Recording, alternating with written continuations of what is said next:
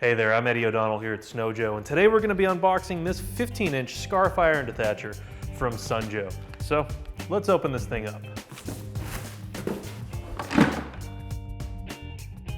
To assemble our handles, we're going to take these bits and the bent handle rods. We're going to find the round hole as opposed to the square hole in these handles.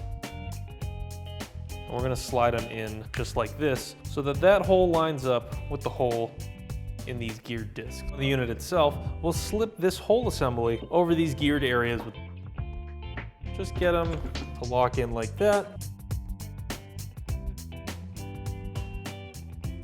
We'll throw on one of our wing nuts here and give that a tighten. And we'll do that for both sides, making sure that both handles line up and both bends in the handles face inward. Now we can take our second handle rod, pop our bolt through the flange side, put the handle rod there, slide that through, tighten that up. Do that for both sides as well. And now once again, we'll just be doing the exact same thing, just with the top. Goes on easy. Here we'll just push our cable cord into its little holder. And now we can just loop this cord into its cable clip.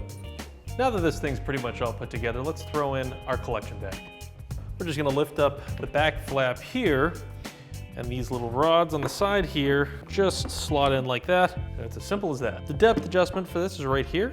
You just pull this lever out, and you can push it higher and lower into any of these slots. Underneath here, you can see the scarifying cylinder, which is what comes pre-installed here. But also in the box, you'll get this rigging cylinder.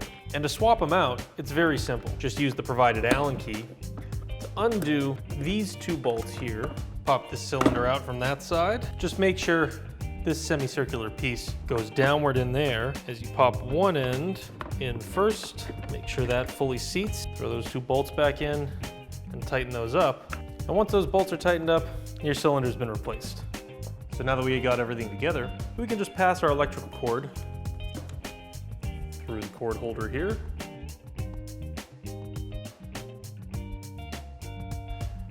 Plug everything in. And don't forget to start it up. Just hit that safety button first, and then you can pull the trigger.